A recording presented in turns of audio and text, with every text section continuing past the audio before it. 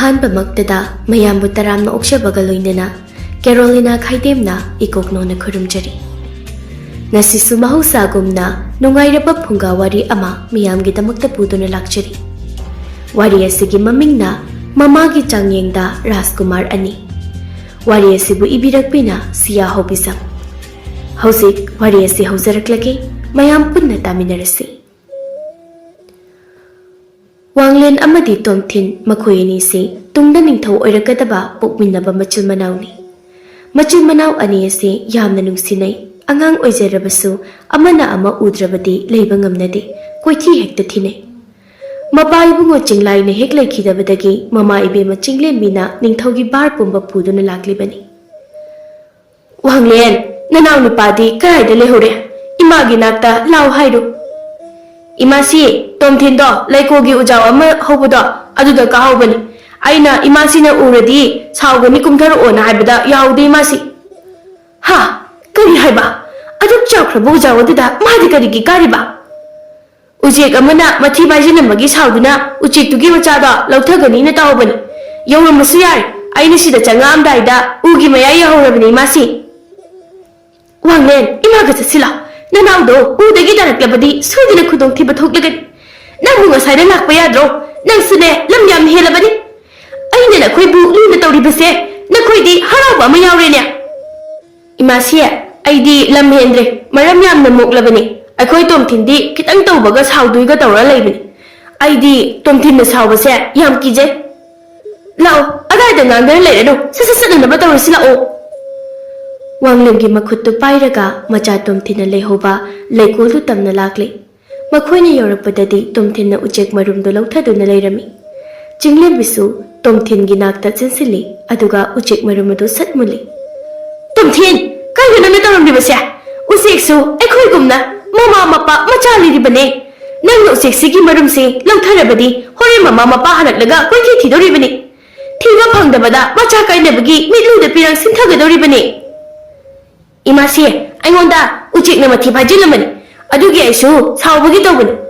ꯑꯗꯣ ꯏꯃꯥꯁꯤ, ꯑꯩ ꯃꯇꯨꯡꯗ ꯇꯧꯔꯔꯣꯏꯒꯦ꯫ ꯍꯣꯏ ꯍꯣꯏ, ꯐꯔꯦꯁꯦ, ꯃꯔꯨꯝꯁꯦ ꯀꯅꯥꯗꯅꯣ ꯍꯥꯏꯔꯒ ꯑꯃꯨꯛ ꯃꯐꯝ ꯆꯥꯅ ꯊꯝꯍꯜꯂꯒꯦ꯫ ꯅꯪꯗꯤ ꯏꯃꯥꯁꯤꯒ ꯆꯠꯃꯤꯟꯅꯔꯁꯤ꯫ ꯋꯥꯡꯂꯦꯟ, ꯇꯣꯝꯊꯤꯟ, ꯅꯕꯥꯅꯤ ꯏꯃꯥꯒꯤ ꯃꯥꯡ ꯊꯥꯎ꯫ ꯃꯆꯥ ꯑꯅꯤꯗꯨꯁꯨ ꯃꯃꯥ ꯀꯤꯕꯅꯤꯅ ꯃꯥꯡ ꯊꯥꯗꯨꯅ ꯆꯠꯂꯤ꯫ ꯋꯥꯡꯂꯦꯟꯅ ꯃꯅꯥꯎꯗ ꯇꯨꯃꯤꯟꯅ ꯋꯥ ꯍꯪꯉꯤ꯫ ꯇꯣꯝꯊꯤꯟ, ꯅꯪꯅ ꯎ ꯀꯥꯔꯤꯗꯣ ꯅꯨꯡꯉꯥꯏꯕ꯭ꯔꯥ? ꯃꯇꯣꯟꯗꯒꯤ ꯌꯦꯡꯊꯔꯛꯄꯗ ꯀꯤꯖꯕ ꯐꯥꯎꯗꯕ꯭ꯔꯣ? ꯑꯩꯗꯤ ꯀꯥꯕ ꯉꯝꯂꯣꯏꯕ, ꯑꯗꯨꯒ ꯎꯇꯣꯟꯗꯒꯤ ꯌꯦꯡꯊꯕꯁꯨ ꯀꯤꯖꯩ꯫ ꯌꯥꯝꯕꯨꯡꯗꯤ ꯅꯨꯄꯤꯅꯤ, ꯑꯩꯗꯤ ꯑꯁꯦꯡꯕ ꯅꯨꯄꯥꯅꯤ꯫ ꯑꯩꯅ ꯏꯃꯥꯁꯤ ꯎꯁꯤꯠꯂꯣꯏꯅ ꯌꯥꯝꯕꯨꯡꯁꯦ ꯅꯨꯄꯤꯅꯦꯅ ꯍꯥꯏꯗꯣꯛꯇꯕꯅꯤ꯫ ꯉꯁꯤꯗꯒꯤꯗꯤ ꯈꯪꯖꯤꯜꯂꯣ, ꯌꯥꯝꯕꯨꯡꯗꯤꯅꯦ ꯅꯨꯄꯤꯅꯤ, ꯅꯨꯄꯤ꯫ ꯀꯩꯅꯣ ꯅꯪꯅ ꯍꯥꯏꯔꯤꯗꯨꯕꯣ? ꯑꯩꯁꯤ ꯅꯨꯄꯥꯅꯤꯅꯦ꯫ ꯅꯪꯅ ꯍꯥꯏꯗꯨꯕꯨ ꯀꯩꯅꯣꯕ? ꯏꯃꯥꯁꯤꯗ ꯍꯥꯏꯗꯣꯛꯎꯔꯣꯅ ꯍꯧꯖꯤꯛ꯫ ꯋꯥꯡꯂꯦꯟꯁꯤ ꯈꯔ ꯄꯪꯖꯩ, ꯑꯗꯨꯅꯕꯨ ꯃꯅꯥꯎꯅ ꯂꯛꯅꯕꯗ ꯑꯋꯣꯏꯕ ꯑꯣꯏꯅ ꯈꯟꯈꯤꯗꯨꯅ ꯁꯥꯎꯔꯤꯕꯅꯤ꯫ ꯆꯤꯡꯂꯦꯝꯕꯤꯗ ꯑꯣꯟꯁꯤꯟꯗꯨꯅ ꯄꯥꯎ ꯇꯝꯈ꯭ꯔꯦ꯫ ꯏꯃꯥꯁꯤ, ꯏꯃꯥꯁꯤ, ꯑꯩꯕꯨ ꯇꯣꯝꯊꯤꯟꯅ ꯅꯨꯄꯤꯅꯤ ꯍꯥꯏꯕ꯫ ꯃꯤꯅ ꯏꯃꯥꯁꯤ ꯎꯁꯤꯠꯂꯣꯏꯗꯅ ꯑꯩꯁꯦ ꯅꯨꯄꯥꯅꯤ ꯍꯥꯏꯖꯤꯟꯕꯅꯤ ꯍꯥꯏ꯫ ꯁꯤ ꯆꯨꯝꯕ꯭ꯔꯥ ꯏꯃꯥꯁꯤ? ꯋꯥꯡꯂꯦꯟꯒꯤ ꯃꯑꯣꯡꯗꯣ ꯈꯪꯕꯅ ꯃꯃꯥꯗꯨ ꯅꯣꯛꯐꯦꯠ ꯇꯧꯔꯝꯃꯤ, ꯑꯗꯨꯒ ꯇꯞꯅ ꯊꯦꯝꯗꯨꯅ ꯍꯥꯏꯔꯛꯏ꯫ ꯏꯁꯥꯕꯨ ꯀꯅꯥꯅ ꯅꯨꯄꯤꯅꯤ ꯍꯥꯏꯒꯦ? ꯅꯅꯥꯎꯅ ꯐꯥꯒꯤ ꯇꯧꯔꯤꯅꯤ꯫ ꯏꯁꯥꯗꯤ ꯅꯨꯄꯥꯅꯤ꯫ ꯑꯗꯣ ꯅꯪꯁꯨ ꯐꯥꯒꯤꯅꯤ ꯈꯟꯕ ꯌꯥꯗ꯭ꯔꯣ? ꯍꯥ? ꯇꯣꯝꯊꯤꯟꯅ ꯑꯗꯨꯝ ꯂꯛꯅꯕꯗ ꯅꯪꯅ ꯑꯋꯣꯏ ꯇꯥꯅ ꯈꯜꯂꯤꯗꯨꯕꯨ ꯀꯔꯤꯒꯤꯅꯣꯕ? ꯇꯣꯝꯊꯤꯟꯗꯤ ꯋꯥ ꯉꯥꯡꯕꯗ ꯅꯣꯛꯇꯕꯤ ꯍꯥꯏ, ꯑꯗꯨꯒꯤ ꯑꯁꯦꯡꯕ ꯃꯥꯜꯂꯤꯅꯤ꯫ ꯃꯥꯗꯤ ꯃꯤ ꯂꯛꯅꯕꯁꯨ ꯐꯥꯒꯤ ꯇꯧꯕꯁꯨ ꯌꯥꯝꯅ ꯍꯩ꯫ ꯍꯣꯏꯁꯦ ꯍꯣꯏꯁꯦ, ꯌꯥꯔꯦꯁꯦ, ꯇꯣꯝꯊꯤꯟꯗꯤ ꯌꯧꯈꯤꯗꯣꯔꯦꯗꯣ꯫ ꯏꯕꯥꯅꯤꯁꯨꯅꯦ ꯁꯠ ꯃꯥꯒꯤ ꯅꯥꯛꯇ ꯌꯧꯅꯕ ꯆꯠꯂꯁꯤ ꯂꯥꯛꯑꯣ꯫ ꯍꯣꯏ ꯃꯥꯁꯤ꯫ ꯃꯆꯥ ꯑꯅꯤꯕꯨ ꯀꯥꯗ ꯊꯅꯝꯂꯒ ꯃꯥꯁꯨ ꯃꯥꯒꯤ ꯀꯥꯗ ꯆꯪꯂꯛꯏ, ꯑꯗꯨꯒ ꯀꯔꯤ ꯀꯔꯤꯅꯣ ꯈꯔ ꯊꯤꯒꯦ ꯍꯥꯏꯗꯨꯅ ꯎꯄꯨꯗꯣ ꯍꯥꯡꯗꯣꯛꯂꯝꯃꯤ꯫ ꯃꯥꯅ ꯎꯄꯨꯗꯨꯕꯨ ꯍꯦꯛ ꯍꯥꯡꯗꯣꯛꯄ ꯃꯇꯝꯗ ꯃꯄꯨꯔꯣꯏꯕ ꯂꯩꯔꯤꯉꯩ ꯃꯇꯝꯗ ꯁꯤꯖꯤꯟꯅꯔꯝꯕ ꯈꯨꯠꯁꯨ ꯈꯨꯠꯂꯥꯏ ꯈꯔ ꯍꯥꯟꯅ ꯊꯦꯡꯅꯔꯤ꯫ ꯃꯗꯨꯕꯨ ꯂꯧꯊꯣꯛꯇꯨꯅ ꯌꯦꯡꯉꯤ꯫ ꯃꯁꯤꯗꯤ ꯂꯤꯔꯨꯡꯇꯦꯟꯅꯤ, ꯃꯁꯤꯅ ꯊꯥꯡꯅꯤꯅ꯫ ꯈꯨꯠꯂꯥꯏ ꯑꯅꯤꯁꯤꯗꯤ ꯑꯩꯅ ꯄꯥꯏꯕꯒꯤ ꯏꯇꯤꯛ ꯅꯠꯇꯦ꯫ ꯃꯇꯥꯡ ꯃꯇꯝ ꯆꯥꯔꯕ ꯀꯥꯟꯗ ꯏꯆꯥ ꯑꯅꯤꯗ ꯁꯣꯏꯗꯅ ꯁꯤꯟꯅꯒꯅꯤ꯫ ꯃꯊꯪꯒꯤ ꯐꯤꯅ ꯆꯦꯛꯁꯤꯟꯅ ꯌꯣꯝꯂꯤꯕ ꯑꯗꯨ ꯑꯃꯨꯛ ꯍꯥꯡꯗꯣꯛꯇꯨꯅ ꯌꯦꯡꯉꯤ꯫ ꯃꯗꯨꯗꯤ ꯅꯤꯡꯊꯧ ꯑꯣꯏꯒꯗꯕ ꯃꯤꯑꯣꯏ ꯈꯛꯇꯅ ꯁꯤꯒꯗꯕ ꯐꯖꯔꯕ ꯈꯨꯗꯣꯞ ꯑꯗꯨꯅꯤ꯫ ꯃꯗꯨ ꯎꯕꯗ ꯆꯤꯡꯂꯦꯝꯕꯤꯗꯨ ꯃꯤꯠꯂꯨꯏꯔꯥ ꯆꯦꯜꯂꯤ꯫ ꯃꯄꯨꯔꯣꯏꯕꯅ ꯁꯤꯔꯝꯕ ꯈꯨꯗꯣꯞꯅꯤ꯫ ꯈꯨꯗꯣꯞ ꯑꯁꯤ ꯅꯤꯡꯊꯧ ꯁꯥꯒꯩꯒꯤ ꯑꯣꯏꯅ ꯃꯊꯪ ꯃꯅꯥꯎ ꯅꯥꯏꯅ ꯅꯤꯡꯊꯧ ꯑꯣꯏꯒꯗꯧꯔꯤꯕ ꯃꯤꯑꯣꯏ ꯑꯗꯨꯗ ꯁꯤꯟꯅꯕꯅꯤ꯫ ꯃꯄꯨꯔꯣꯏꯕꯅ ꯁꯤꯔꯝꯗꯥꯏꯗ ꯃꯆꯥꯁꯤꯡꯒꯤ ꯑꯃꯨꯛ ꯁꯤꯟꯅꯔꯝꯕꯅꯤ꯫ ꯈꯨꯗꯣꯞ ꯑꯁꯤꯒꯤ ꯃꯒꯨꯟꯗꯤ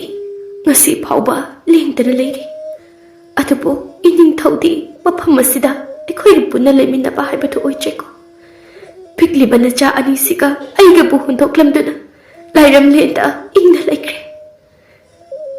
ꯑꯁꯤ ꯍꯥꯏꯅ ꯍꯥꯏꯅ ꯉꯥꯏꯍꯥꯛ ꯀꯞꯂꯤ꯫ ꯁꯣꯝꯗꯅ ꯇꯣꯝꯊꯤꯟꯅ ꯃꯌꯥꯝꯕꯨꯡ ꯋꯥꯡꯂꯦꯟꯗ ꯁꯥꯎꯅꯅꯕ ꯋꯥ ꯀꯌꯥ ꯍꯥꯏꯔꯤ꯫ ꯌꯥꯝꯕꯣ, ꯑꯩ ꯀꯩꯅꯣꯃ ꯍꯥꯏꯒꯦ ꯉꯁꯤꯗꯤ꯫ ꯍꯥꯏꯌꯣ ꯀꯩꯅꯣ? ꯌꯥꯝꯕꯨꯡꯁꯦ ꯑꯩ ꯌꯣꯛꯄ ꯃꯆꯥꯅꯤ꯫ ꯏꯃꯥꯁꯤꯅ ꯑꯩꯉꯣꯟꯗ ꯂꯣꯟꯅ ꯅꯣꯡꯃ ꯍꯥꯏꯕꯅꯦꯕ, ꯄꯥꯕꯨꯡꯅ ꯂꯥꯟ ꯆꯠꯂꯨꯕ ꯍꯜꯂꯛꯄꯗꯅꯦ ꯊꯦꯡꯅꯔꯛꯄꯗꯒꯤ ꯈꯨꯟꯗꯨꯅ ꯄꯨꯔꯛꯄꯅꯦ ꯍꯥꯏ꯫ ꯑꯗꯨꯅꯅꯦ ꯏꯃꯥꯅ ꯌꯥꯝꯕꯨꯡ ꯅꯨꯡꯁꯤꯗ꯭ꯔꯤꯗꯣ꯫ ꯇꯣꯝꯊꯤꯟꯒꯤ ꯐꯥꯒꯤ ꯑꯗꯨꯗ ꯋꯥꯡꯂꯦꯟꯗꯤ ꯃꯊ꯭ꯋꯥꯏ ꯌꯥꯝꯅ ꯅꯨꯡꯉꯥꯏꯖꯔꯝꯗꯦ꯫ ꯅꯣꯟꯊꯗꯨꯅ ꯉꯥꯛꯁꯨ ꯀꯞꯂꯝꯃꯤ꯫ ꯃꯌꯥꯝꯕꯒꯤ ꯃꯇꯧ ꯑꯗꯨꯗ ꯇꯣꯝꯊꯤꯟꯗꯤ ꯇꯨꯃꯤꯟꯅ ꯅꯣꯛꯏ꯫ ꯅꯣꯡꯃꯒꯤ ꯅꯨꯃꯤꯠꯅꯤ꯫ ꯃꯃꯥ ꯏꯕꯦꯝꯃ ꯆꯤꯡꯂꯦꯝꯕꯤꯅ ꯃꯆꯥ ꯑꯅꯤꯕꯨ ꯂꯥꯟꯒꯤ ꯈꯨꯠꯂꯥꯏ ꯇꯝꯕꯤꯅꯕ ꯍꯥꯏꯗꯨꯅ ꯑꯍꯩꯕ ꯑꯣꯖꯥ ꯑꯃ ꯀꯧꯔꯝꯃꯤ꯫ ꯑꯣꯖꯥ, ꯑꯩꯒꯤ ꯏꯆꯥ ꯑꯅꯤꯁꯤ ꯄꯤꯛꯂꯤ, ꯑꯗꯨꯕꯨ ꯃꯈꯣꯏꯅ ꯍꯌꯦꯡꯋꯥꯏ ꯆꯥꯎꯔꯛꯂꯕ ꯀꯥꯟꯗ ꯂꯩꯕꯥꯛꯁꯤꯕꯨ ꯉꯥꯛꯇꯧꯔꯤꯕꯅꯤ꯫ ꯑꯗꯨꯅ ꯃꯈꯣꯏꯗ ꯑꯣꯖꯥꯅ ꯂꯥꯟꯒꯤ ꯈꯨꯠꯂꯥꯏ ꯄꯨꯝꯕ ꯇꯝꯕꯤꯌꯨꯗꯣ꯫ ꯃꯍꯥꯔꯥꯅꯤ ꯏꯕꯦꯝꯃ, ꯄꯤꯛꯂꯤꯕ ꯃꯈꯣꯏꯗ ꯂꯥꯟꯒꯤ ꯈꯨꯠꯂꯥꯏ ꯇꯝꯕ ꯍꯥꯏꯕꯁꯦ ꯈꯔꯗꯤ ꯂꯨꯅ ꯊꯣꯛꯀꯅꯤ꯫ ꯑꯗꯨꯒ ꯑꯃꯅ ꯃꯈꯣꯏꯗꯤ ꯑꯉꯥꯡꯅꯤꯗꯣ, ꯈꯨꯠꯂꯥꯏ ꯇꯝꯕ ꯍꯥꯏꯕꯁꯤꯕꯨ ꯑꯁꯣꯛ ꯑꯄꯟ ꯈꯔꯗꯤ ꯑꯗꯨꯝ ꯌꯥꯎꯔꯛꯀꯅꯤ꯫ ꯃꯁꯤ ꯄꯨꯝꯕꯁꯤ ꯃꯍꯥꯔꯥꯅꯤꯅ ꯌꯥꯗꯧꯕ ꯑꯣꯏꯔꯕꯗꯤ ꯑꯩ ꯉꯁꯤꯗꯒꯤ ꯑꯗꯨꯃꯛ ꯇꯥꯛꯄ ꯍꯧꯖꯔꯒꯦ꯫ ꯑꯣꯖꯥ, ꯑꯉꯥꯡ ꯑꯣꯏꯖꯔꯕꯁꯨ ꯑꯩꯒꯤ ꯅꯥꯛꯇ ꯂꯩꯔꯤꯀꯥꯟꯗ ꯑꯩꯅ ꯑꯄꯥꯝꯕ ꯇꯧꯍꯜꯂꯁꯨ ꯑꯣꯖꯥꯒꯤ ꯅꯥꯛꯇ ꯍꯦꯛ ꯂꯩꯈꯤꯕꯒ ꯑꯣꯖꯥꯅ ꯃꯄꯥ ꯃꯃꯥꯒꯤ ꯁꯛꯂꯣꯟ ꯄꯨꯝꯕ ꯂꯧꯕꯤꯔꯒ ꯏꯆꯥ ꯑꯅꯤꯁꯤꯕꯨ ꯍꯩꯅꯅꯕ ꯇꯥꯛꯄꯤ ꯇꯝꯕꯤꯌꯨ꯫ ꯑꯁꯣꯛ ꯑꯄꯟ ꯍꯥꯏꯁꯤꯗꯤ ꯈꯔꯁꯨ ꯑꯗꯨꯝ ꯊꯣꯛꯄ ꯇꯥꯕꯅꯤ꯫ ꯈꯨꯠꯂꯥꯏ ꯍꯩꯕꯕꯨ ꯍꯦꯛꯇ ꯇꯔꯥꯏ ꯇꯔꯥꯏꯅ ꯍꯩꯕ ꯌꯥꯕ ꯅꯠꯇꯦ꯫ ꯈꯔꯁꯨ ꯁꯣꯛꯂꯒ ꯋꯥꯔꯒ ꯍꯩꯒꯗꯧꯕꯅꯤ ꯑꯣꯖꯥ꯫ ꯑꯗꯨꯗꯤ ꯃꯍꯥꯔꯥꯅꯤ ꯏꯕꯦꯝꯃ, ꯏꯕꯦꯝꯃꯅ ꯄꯥꯝꯕ ꯃꯑꯣꯡꯗꯨ ꯍꯥꯏꯕꯤꯔꯣ, ꯑꯩꯁꯨ ꯉꯝꯅꯅꯕ ꯍꯣꯠꯅꯖꯒꯦ꯫ ꯑꯣꯖꯥꯅ ꯀꯣꯅꯨꯡꯗ ꯅꯨꯡꯇꯤꯒꯤ ꯑꯌꯨꯛ ꯑꯉꯟꯕꯗ ꯂꯥꯛꯄꯤꯗꯨꯅ ꯈꯨꯠꯂꯥꯏ ꯇꯝꯕꯗ ꯃꯐꯝ ꯆꯥꯒꯗꯕ ꯑꯃ ꯈꯟꯕꯤꯔꯒ ꯑꯗꯨꯝ ꯇꯝꯕꯤꯌꯨ ꯑꯣꯖꯥ꯫ ꯑꯣꯖꯥꯒꯤ ꯑꯋꯥꯃꯟ ꯃꯇꯤꯛ ꯆꯥꯅ ꯇꯧꯖꯒꯦ꯫ ꯐꯔꯦ, ꯑꯗꯨꯗꯤ ꯉꯁꯤꯗꯤ ꯊꯦꯡꯂꯦ꯫ ꯑꯉꯥꯡꯁꯤꯡꯗ ꯇꯥꯛꯄꯁꯤ ꯀꯌꯥ ꯅꯨꯡꯉꯥꯏꯔꯔꯣꯏ꯫ ꯑꯗꯨꯅ ꯍꯌꯦꯡꯗꯒꯤ ꯑꯌꯨꯛ ꯑꯉꯟꯕꯗ ꯂꯥꯛꯂꯒꯦ꯫ ꯍꯣꯏ, ꯐꯒꯅꯤ ꯑꯣꯖꯥ꯫ ꯑꯁꯨꯝꯅ ꯃꯆꯥ ꯑꯅꯤꯒꯤ ꯈꯨꯠꯂꯥꯏ ꯇꯝꯕꯤꯅꯕ ꯍꯥꯏꯗꯨꯅ ꯂꯩꯕꯥꯛ ꯑꯗꯨꯒꯤ ꯈꯨꯠꯂꯥꯏ ꯇꯝꯕꯒꯤ ꯑꯣꯖꯥ ꯑꯐꯥꯎꯕ ꯑꯗꯨ ꯆꯤꯡꯂꯦꯝꯕꯤꯅ ꯃꯆꯥꯒꯤꯗꯃꯛꯇ ꯅꯦꯛꯂꯝꯃꯤ꯫ ꯍꯥꯏ, ꯀꯅꯥ ꯂꯩ? ꯑꯩꯒꯤ ꯅꯥꯛꯇ ꯑꯃꯨꯛꯇ ꯆꯪꯂꯛꯎ꯫ ꯃꯅꯥꯏ ꯅꯨꯄꯤ ꯑꯃ ꯁꯠ ꯆꯪꯂꯛꯏ, ꯑꯗꯨꯒ ꯆꯤꯡꯂꯦꯝꯕꯤꯒꯤ ꯃꯃꯥꯡꯗ ꯇꯨꯃꯤꯟꯅ ꯂꯦꯞꯄꯤ꯫ ꯌꯦꯡꯉꯣꯏ, ꯔꯥꯖꯀꯨꯃꯥꯔ ꯑꯅꯤꯗꯣ ꯑꯩꯒꯤ ꯅꯥꯛꯇ ꯑꯃꯨꯛꯇ ꯄꯨꯁꯤꯜꯂꯛꯎ꯫ ꯑꯗꯨꯒ ꯇꯣꯝꯊꯤꯟꯗꯣ ꯃꯔꯩ ꯃꯔꯥ ꯌꯥꯝ ꯇꯧꯔꯛꯀꯅꯤ, ꯐꯖꯅ ꯊꯦꯝꯂꯒ ꯄꯨꯊꯣꯔꯛꯀꯗꯧꯕꯅꯤ꯫ ꯐꯒꯅꯤ ꯃꯍꯥꯔꯥꯅꯤ ꯏꯕꯦꯝꯃ꯫ ꯃꯅꯥꯏ ꯅꯨꯄꯤꯗꯨꯁꯨ ꯔꯥꯖꯀꯨꯃꯥꯔ ꯑꯅꯤꯗꯨꯕꯨ ꯀꯧꯕ ꯂꯥꯛꯂꯝꯃꯤ꯫ ꯔꯥꯖꯀꯨꯃꯥꯔ ꯑꯅꯤꯗꯨꯁꯨ ꯀꯥ ꯃꯅꯨꯡꯗ ꯀꯣꯏꯆꯦꯟ ꯆꯦꯟꯗꯨꯅ ꯁꯥꯟꯅꯔꯝꯃꯤ꯫ ꯔꯥꯖꯀꯨꯃꯥꯔ ꯑꯅꯤꯃꯛꯄꯨ ꯃꯍꯥꯔꯥꯅꯤꯅ ꯀꯧꯍꯧꯔꯤ, ꯑꯗꯨꯅ ꯆꯠꯅꯅꯕ ꯇꯧꯁꯤꯗꯣ꯫ ꯁꯥꯟꯅꯔꯝꯕ ꯑꯅꯤꯗꯨ ꯆꯞ ꯆꯞ ꯍꯦꯛ ꯂꯦꯞꯄꯤ꯫ ꯋꯥꯡꯂꯦꯟꯗꯤ ꯃꯃꯥꯁꯤꯅ ꯂꯥꯛꯑꯣ ꯍꯥꯏꯕꯗꯨꯗ ꯆꯠꯅꯅꯕ ꯇꯧꯔꯝꯃꯤ, ꯑꯗꯨꯕꯨ ꯇꯣꯝꯊꯤꯟꯗꯤ ꯇꯨꯃꯤꯟꯅ ꯐꯝꯗꯨꯅ ꯂꯩꯈ꯭ꯔꯦ꯫ ꯃꯥꯒꯤ ꯃꯇꯧ ꯑꯗꯨꯗ ꯆꯪꯉꯛꯂꯤꯕ ꯃꯅꯥꯏ ꯅꯨꯄꯤ ꯑꯗꯨꯁꯨ ꯄꯨꯅꯅꯕ ꯊꯦꯝꯕ ꯍꯧꯔꯛꯏ꯫ ꯔꯥꯖꯀꯨꯃꯥꯔ, ꯆꯠꯅꯅꯕ ꯇꯧꯔꯁꯤ꯫ ꯊꯦꯡꯅ ꯆꯠꯂꯕꯗꯤ ꯃꯍꯥꯔꯥꯅꯤꯅ ꯁꯣꯏꯗꯅ ꯆꯩꯒꯅꯤ, ꯔꯥꯖꯀꯨꯃꯥꯔꯕꯨꯁꯨ ꯐꯨꯕꯤꯈꯤꯅꯤꯌꯦ꯫ ꯅꯪ ꯆꯠꯂꯝꯃꯣ, ꯑꯩꯗꯤ ꯏꯊꯟꯗ ꯂꯥꯛꯀꯅꯤ꯫ ꯏꯃꯥꯁꯤꯅ ꯍꯪꯂꯛꯑꯁꯨ ꯑꯩ ꯂꯥꯛꯍꯧꯔꯦ ꯍꯥꯏꯅ ꯈꯨꯝꯃꯨ꯫ ꯔꯥꯖꯀꯨꯃꯥꯔ, ꯃꯗꯨ ꯌꯥꯔꯣꯏꯌꯦ꯫ ꯃꯍꯥꯔꯥꯅꯤꯅ ꯑꯩꯈꯣꯏ ꯑꯍꯨꯝꯕꯨ ꯄꯨꯟꯅ ꯂꯥꯛꯃꯤꯟꯅꯧ ꯍꯥꯏꯔꯛꯄꯅꯤ꯫ ꯔꯥꯖꯀꯨꯃꯥꯔꯕꯨ ꯄꯨꯗꯅ ꯆꯠꯂꯕꯗꯤ ꯁꯣꯏꯗꯅ ꯁꯥꯎꯒꯅꯤꯌꯦ꯫ ꯑꯗꯨ ꯑꯗꯥ ꯑꯩ ꯈꯪꯗꯦ, ꯅꯣꯏ ꯆꯠꯂꯝꯃꯣ, ꯑꯩ ꯀꯣꯟꯅ ꯂꯥꯛꯀꯦꯕ꯫ ꯃꯅꯥꯏ ꯅꯨꯄꯤꯗꯨꯅꯁꯨ ꯇꯣꯝꯊꯤꯟꯕꯨ ꯄꯨꯅꯅꯕ ꯐꯅ ꯀꯟꯅ ꯍꯣꯠꯅꯩ, ꯑꯗꯨꯕꯨ ꯇꯣꯝꯊꯤꯟꯁꯨ ꯑꯗꯨꯃꯛ ꯃꯨꯛꯇꯨꯅ ꯂꯩ꯫ ꯇꯣꯝꯊꯤꯟꯁꯦ ꯃꯤꯅ ꯍꯥꯏꯕ ꯋꯥꯗ ꯄꯥꯛ ꯄꯥꯛꯅ ꯌꯥꯒꯟꯗꯦ꯫ ꯑꯉꯥꯡ ꯑꯣꯏꯔꯕꯁꯨ ꯅꯤꯡꯈꯤꯕ ꯑꯃꯗ ꯆꯞ ꯌꯨꯡꯅ ꯂꯦꯞꯄ ꯑꯉꯥꯡꯅꯤ꯫ ꯋꯥꯡꯂꯦꯟꯒ ꯃꯥꯒꯗꯤ ꯌꯥꯝꯅ ꯈꯦꯟꯅꯩ꯫ ꯃꯤꯅ ꯍꯥꯏꯕ ꯋꯥꯁꯨ ꯄꯥꯛꯅ ꯊꯥꯖꯒꯟꯗꯦ꯫ ꯀꯔꯤꯒꯤꯅꯣ, ꯀꯔꯥꯏꯗꯅꯣ ꯍꯥꯏꯅ ꯍꯪꯒꯟꯕ ꯃꯤ ꯑꯣꯏꯅ ꯇꯧꯏ꯫ ꯇꯣꯝꯊꯤꯟꯅ ꯌꯥꯗꯕ ꯍꯦꯟꯃꯟꯕꯗꯒꯤ ꯋꯥꯡꯂꯦꯟꯒ ꯃꯅꯥꯏ ꯅꯨꯄꯤꯗꯨꯒ ꯄꯨꯟꯅ ꯆꯠꯈ꯭ꯔꯦ꯫ ꯃꯤꯅ ꯉꯁꯥꯏꯗꯒꯤ ꯆꯠꯂꯣ ꯍꯥꯏꯗꯤ ꯌꯥꯗꯦꯕ, ꯍꯧꯖꯤꯛꯇ ꯋꯥꯈꯜ ꯀꯥꯕ ꯁꯥꯗꯅ ꯆꯠꯂꯤꯅꯦ꯫ ꯇꯣꯝꯊꯤꯟꯁꯨ ꯃꯆꯤꯟꯗ ꯀꯔꯤ ꯀꯔꯤꯅꯣ ꯈꯔ ꯍꯥꯏꯔꯝꯂꯒ ꯃꯃꯥꯁꯤꯒꯤ ꯅꯥꯛꯇ ꯌꯧꯔꯛꯂꯦ꯫ ꯇꯣꯝꯊꯤꯟ, ꯀꯔꯤꯒꯤꯅꯣ ꯅꯪꯅ ꯅꯊꯟꯇ ꯂꯥꯛꯀꯦ ꯍꯥꯏꯔꯤꯕꯁꯤ? ꯄꯨꯟꯅ ꯂꯥꯛꯄ ꯀꯩꯗꯧꯒꯦ ꯅꯪꯕꯣ? ꯏꯃꯥꯁꯦ, ꯃꯤꯇꯧꯒ ꯄꯨꯟꯅ ꯆꯠꯄꯗꯣ ꯑꯩ ꯄꯥꯝꯗꯦ꯫ ꯃꯣꯏꯅ ꯇꯧꯁꯤꯟꯅꯗꯨꯅ ꯑꯩꯈꯣꯏꯕꯨ ꯃꯥꯡꯅꯅꯕ ꯁꯤꯟꯕ ꯑꯣꯏꯔꯝꯂꯗꯤ ꯀꯝꯗꯧꯅꯤ? ꯏꯃꯥꯒꯤ ꯇꯣꯝꯊꯤꯟ, ꯅꯪꯕꯨ ꯋꯥꯈꯜꯗꯣ ꯐꯠꯇꯅ ꯍꯥꯟꯅ ꯍꯦꯛꯇ ꯈꯟꯕꯗ ꯇꯧꯒꯅꯨꯅꯦ꯫ ꯀꯣꯅꯨꯡꯁꯤꯗ ꯂꯩꯔꯤꯕ ꯃꯤꯑꯣꯏ ꯄꯨꯝꯕ ꯅꯪꯒꯤ ꯏꯃꯨꯡꯒꯤ ꯃꯤꯅꯤ ꯍꯥꯏꯅ ꯈꯜꯂꯨꯅꯦ ꯅꯪꯕꯣ ꯃꯈꯣꯏꯅ ꯏꯆꯥꯗ ꯀꯔꯤꯁꯨ ꯇꯧꯔꯣꯏꯅꯦ ꯏꯃꯥꯁꯤꯅ ꯀꯩꯁꯨ ꯇꯧꯔꯣꯏꯅ ꯃꯃꯥꯡꯗꯁꯨ ꯅꯨꯄꯤ ꯑꯃꯒ ꯄꯨꯟꯅ ꯎꯃꯪꯗ ꯆꯠꯄꯗ ꯈꯨꯗꯣꯡꯊꯤꯕ ꯀꯌꯥ ꯇꯥꯈꯤꯕꯗꯣ ꯑꯩ ꯀꯥꯎꯗ꯭ꯔꯤ ꯅꯨꯃꯤꯠꯇꯨꯗ ꯏꯃꯥꯁꯤꯅ ꯀꯞꯄꯗꯨꯁꯨ ꯑꯩ ꯅꯤꯡꯁꯤꯡꯂꯤꯌꯦ ꯃꯥꯁꯤ ꯆꯨꯝꯃꯤ ꯃꯃꯥꯡꯗꯁꯨ ꯅꯨꯄꯤ ꯑꯃꯒ ꯄꯨꯟꯅ ꯃꯈꯣꯏ ꯑꯍꯨꯝ ꯎꯃꯪꯗ ꯆꯠꯄ ꯃꯇꯝꯗ ꯅꯨꯄꯤꯗꯣ ꯑꯇꯣꯞꯄ ꯂꯩꯕꯥꯛꯀꯤ ꯐꯠꯇ꯭ꯔꯕ ꯅꯤꯡꯊꯧꯅ ꯁꯦꯜ ꯄꯤꯗꯨꯅ ꯅꯦꯛꯄ ꯃꯤ ꯑꯣꯏꯔꯝꯗꯨꯅ ꯃꯆꯥ ꯑꯅꯤꯗꯨ ꯑꯋꯥꯐꯝꯗ ꯇꯥꯈꯤꯕꯅꯤ ꯃꯗꯨꯗꯒꯤ ꯍꯧꯔꯒ ꯇꯣꯝꯊꯤꯟꯅ ꯃꯤ ꯀꯅꯥꯕꯨꯁꯨ ꯊꯥꯖꯕ ꯉꯝꯗꯕꯅꯤ ꯐꯔꯦꯁꯦ ꯑꯗꯨꯅ ꯑꯗꯨ ꯑꯣꯏꯈ꯭ꯔꯦ ꯅꯈꯣꯏ ꯑꯅꯤꯕꯨ ꯏꯃꯥꯅ ꯀꯧꯔꯤꯕꯁꯦ ꯏꯃꯥꯅ ꯋꯥ ꯈꯔ ꯍꯥꯏꯒꯦ ꯍꯥꯏꯗꯨꯅ ꯇꯧꯕꯅꯤ ꯍꯌꯦꯡꯗꯒꯤ ꯅꯈꯣꯏꯒꯤ ꯑꯣꯖꯥ ꯑꯃ ꯂꯥꯛꯂꯅꯤ ꯂꯥꯟꯒꯤ ꯈꯨꯠꯂꯥꯏ ꯄꯨꯝꯕ ꯑꯣꯖꯥꯗꯨꯒꯤ ꯃꯐꯝꯗꯒꯤ ꯇꯝꯒꯗꯧꯔꯤꯕꯅꯤ ꯑꯗꯨꯅ ꯅꯄꯨꯛꯅꯤꯡ ꯆꯪꯅ ꯋꯥꯈꯜ ꯆꯣꯏꯊꯣꯛꯇꯅ ꯍꯩꯅꯅꯕ ꯍꯣꯠꯅꯒꯗꯧꯕꯅꯤꯀꯣ ꯋꯥꯡꯂꯦꯟꯗꯤ ꯍꯣꯏ ꯏꯃꯥꯁꯤ ꯍꯥꯏꯅ ꯑꯗꯨꯝ ꯈꯨꯝꯃꯤ ꯑꯗꯨꯕꯨ ꯇꯣꯝꯊꯤꯟꯗꯤ ꯀꯔꯤꯁꯨ ꯈꯨꯝꯗꯦ ꯃꯆꯥꯒꯤ ꯃꯑꯣꯡ ꯈꯪꯕꯅ ꯑꯃꯨꯛꯁꯨ ꯊꯦꯝꯖꯤꯜꯂꯤ ꯏꯃꯥꯒꯤ ꯁꯅꯥ ꯀꯔꯤꯅꯣ ꯅꯪꯅ ꯈꯜꯂꯤꯕꯗꯨꯕꯣ ꯑꯣꯖꯥꯗꯨꯗꯤ ꯏꯃꯥꯅ ꯃꯁꯛ ꯃꯨꯟꯅ ꯈꯪꯕ ꯃꯤ ꯏꯆꯥꯅ ꯀꯩꯁꯨ ꯆꯤꯡꯅꯅꯤꯡꯉꯥꯏ ꯇꯧꯒꯅꯨꯅꯦ ꯏꯃꯥꯁꯦ ꯑꯩꯈꯣꯏꯅ ꯈꯨꯠꯂꯥꯏ ꯇꯝꯕ ꯂꯣꯏꯗ꯭ꯔꯤꯕ ꯐꯥꯎꯕ ꯑꯗꯨꯝ ꯁꯪꯗꯨꯅ ꯂꯩꯕꯤꯌꯨ ꯑꯗꯨ ꯑꯣꯏꯔꯕꯗꯤ ꯈꯨꯠꯂꯥꯏ ꯇꯝꯕꯗꯣ ꯑꯩꯁꯨ ꯌꯥꯎꯒꯦ 이마시는 걸로 하거나 야봉음 저래이디 tomthin nangse othokna sunghangna waida imana na khoi adum sengnaduna leirabadi mi unaba lakpa lebaki thodo wathok amatada yingsinba ngamlaroi ne nangbo aidi khangde imasina sangrabadi aidi tambangam la haibasini hoise yari nangi ningai do toklo kaidoge hawbadagi loiba phawba sangduna leiba haibadudi imana ngamloi aduna nomugi ngak ngakta oirabasu icha anigi nakta ima leike masi oirabadi yarabra hoi yare masi mathangi numittu phanangalle ojadusu yausilakle macha anidusu ojagi nakta thanamle aduga chinglembidi maphamadudagi thorakle Rajkumar anigi mingna kari kauba aiga hana sakhang makhang nakhisi aduga khulai tamba hausi wanglendi hangbaga adu maksad khumi oja aigi mingdi wanglen kawi oja du tomthinda amuk onsili adubu tomthin pakna wangangde mana khangnaba mida khara phagi taw wa koidana ngangbani mitoptadi wa pakna ngangde ngaktumina leiraga masu tapna haireklami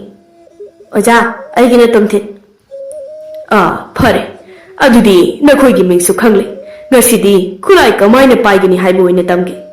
ngasi khak tamba horaga ngasi hekta khulai tamgumsi pai bahana hairaga makha chathasiko Rajkumar anidusu yanare aduna oja aduna khulai pai bahana tambiri ngasita tamba hobaga makhoina angang oibaga pakna hayu haibadi yaramde khulai di makhoiga chana doba khara pikpa oina paheli Rajkumar nakhoisu waram lagani aduna ngasigidi matang asida loisilasi hayeng amu makha chatharasiko Ojadasu mana purakpa potsing adu ningthini yumsilaga puduna mayumda hankre anidusu mamagi nakta hana laklami mamadu lebaki phamnaiba kharaga wa khanadun leirami aikhoina sum tumina leirabadi makhoina khudong chaba lawbi henjalakani aduna yade haibasima khangansi aikhoisu masi phawbudi tawbangami haibado handakti udlasi maharani na haibisu haibani handakti aikhoisu tawbangambadu udlasi phadidi kuiri makhoina ngammi matagumna lan tawraklibasi lanmi makoktuna amuk asumna hairei maharani aikhoisu handakti angamba upai tawduna makhoibu maithiba pige haina leple asimna mathang mathang magi mot phongdoknarami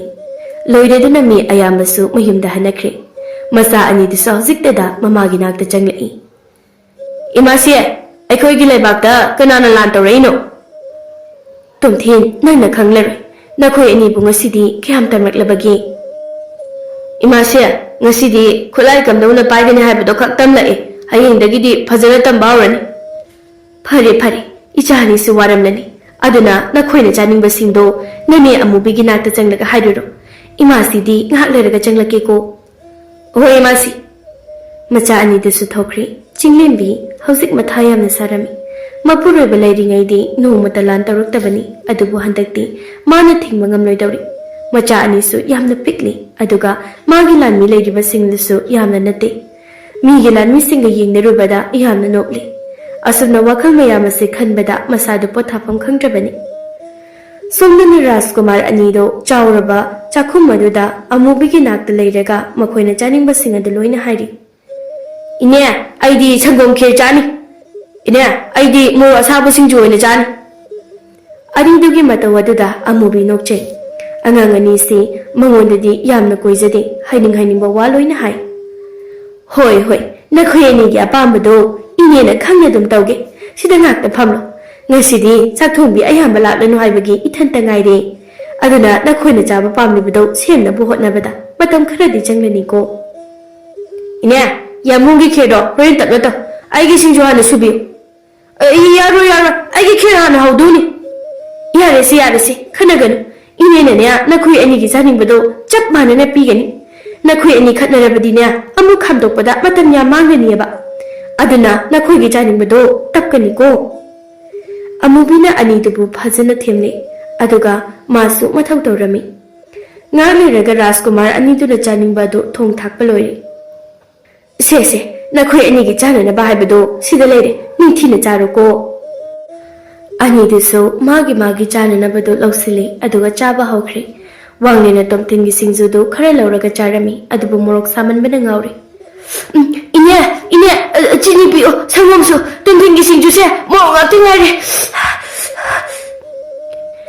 Morok Jabangam the Benandi, Karigi Jaruri Beno, Assessi, Sisasilo,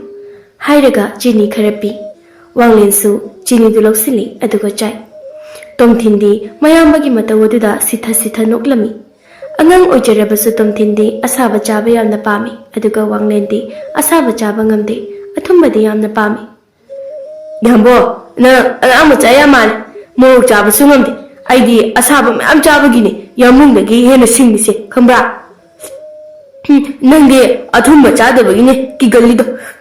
ID, Atumba, Amamajabini, Gibide. Anido, Kazikazitaki the Kanarakli, Amubidi, Makok Nauri, Kamdok Nabakana Honari, Madame the Jingling Mrs. Sangli.